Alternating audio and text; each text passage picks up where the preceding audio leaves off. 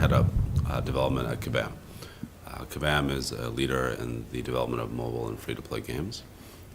We are 700 people with games that have been downloaded by 178 million people worldwide.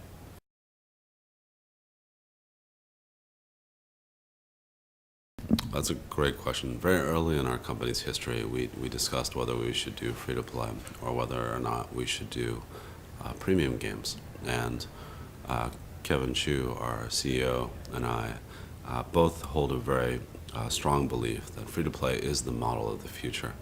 And that's because free-to-play exists at the intersection of a lot of very important consumer trends. You're seeing increasingly consumers demand choice and accessibility, spending more time on mobile devices and less time on console and PC. And then free-to-play mobile developers like Kabam improving the quality of their games and the accessibility of the games.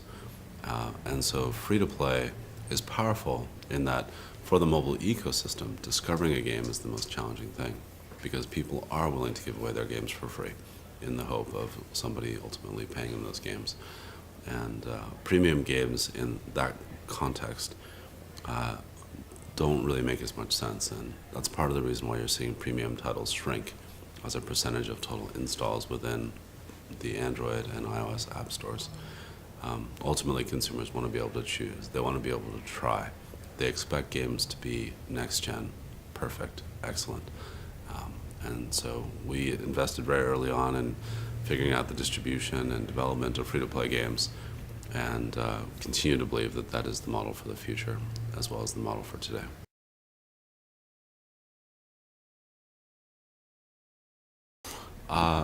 I'm excited about the next generation consoles. I bought an Xbox One and I bought a PlayStation 4. I played both. For me, console games are very much like movies.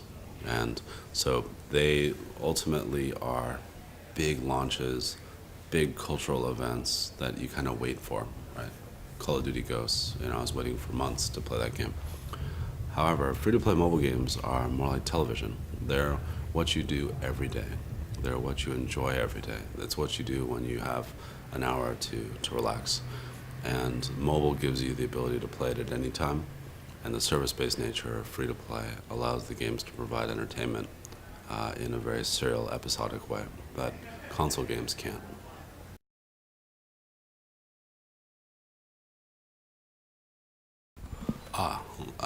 When you say portable console, you mean like Vita Yes. or 3DS? I do believe that just based on the sales data you can see for hardware on the traditional handheld console, I guess, games, there is an active and I would say aggressive shift of consumer demand from those traditional handheld gaming devices to mobile. And for me, the value proposition is strong. Gaming is the largest use case on mobile devices. In other words, gaming is the largest category of apps in mobile. And but mobile phones do more than just play games. And so as a consumer, I'd much rather carry a phone than a handheld device that can only do one thing.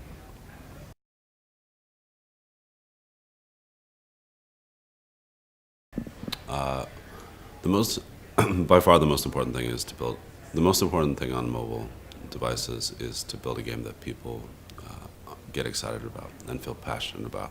And that's very difficult. It's increasingly difficult because the way that Kabam builds games, we build for a global audience.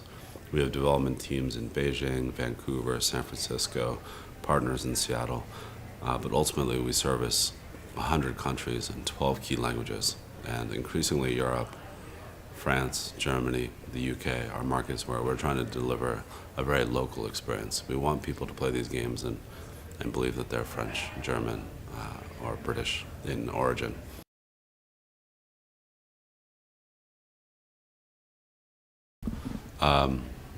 There are definite platform differences between the Android ecosystem and the iOS ecosystem.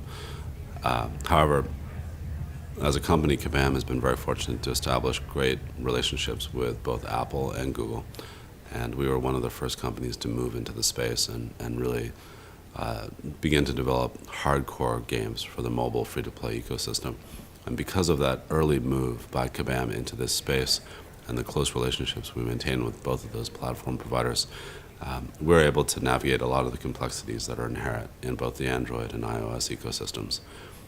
The biggest challenge for us right now actually is just finding all the devices that we have to test our games on. There are literally hundreds of phones and tablets worldwide that we have to play our games on. So we have lots of funny stories actually of people like running through back alleys trying to find this one unique device that's actually not sold anymore but is actually used by a large number of people, in this case in Korea. So yeah, we put a lot of time and effort into it, but that's part of the reason why we've been able to establish our leadership position.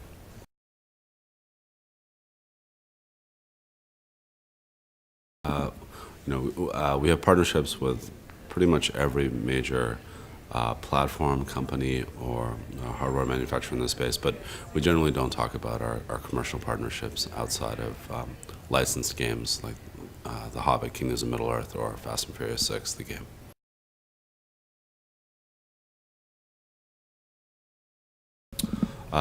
One thing that Kabam is very fortunate to have is the full support of all of our entertainment partners. So we work with NBC Universal, MGM, Warner Brothers, Paramount. Each of those partners has actually given us an incredible amount of creative ownership and discretion over the narrative, the fiction that we bring to life in our games. And that certainly didn't come easy. We had to earn their trust, and we had to show that we could deliver games that were of global appeal. The Hobbit, Kingdoms of Middle-earth will have generated $100 million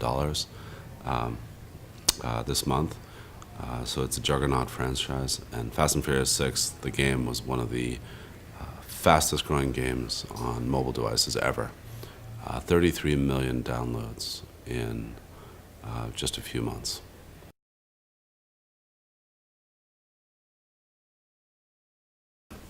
So The Hobbit, Kingdoms of Middle-earth was launched last year, and the update that we're putting out this year is a substantial upgrade to what's already inside the game. So we're coming back with pretty much everything that our players love with the first game and adding tons of new episodic content that ties directly to the second movie, Desolation of Smog, as well as an entire upgrade to the look and feel of the game to make it more contemporary for current generation devices.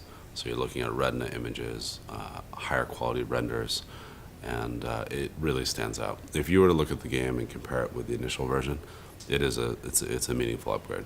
And what's cool about the free-to-play structure is that all of that is free to the consumer. It's not like Call of Duty or Madden or FIFA, where you have to buy the next version in order to get the upgrade.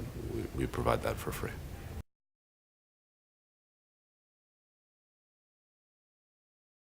Absolutely, and our tight relationship with Warner Brothers and MGM allows us to continue to invoke the storyline. So with the third movie, we will definitely have a major update for The Hobbit, Kingdoms of Middle-earth, and our hope, as is the case with Kingdoms of Camelot, one of our original IPs, as well as Dragons of Atlantis, is that we'll be able to grow the storyline, the fiction, the gameplay experiences of The Hobbit, Kingdoms of Middle-earth for many, many years to come, and really steer into the television-like qualities of the free-to-play mobile ecosystem.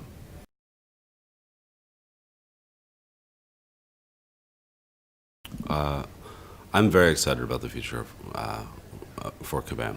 We're working on games that have never been built before. We're working on gameplay experiences that really push the envelope of what a consumer might expect on a mobile device. And we're doing that not only in terms of the quality of the games. Fast and Furious 6, for example, blew away people's expectations for what a high-quality racing game could be on the mobile.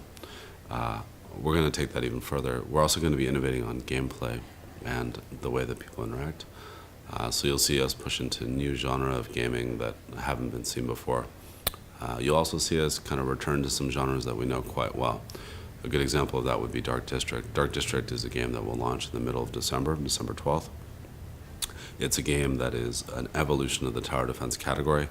Our first foray into tower defense was in 2010 with a game called Edgeworld. Dark District is, in many ways, a spiritual successor, but it pushes the game into a much more mass market way. And we've taken the traditional tower defense design and we've twisted it in a bit and made it much more like a traditional real-time strategy game. In our game, you have direct control of units, and you're able to choose which buildings you attack, which troops you attack. So it really stands out as something unique and special. And then on top of that, it's the first tower defense game that's fully in 3D. And so when you see the game, it really pops in a way that non-3D games can't.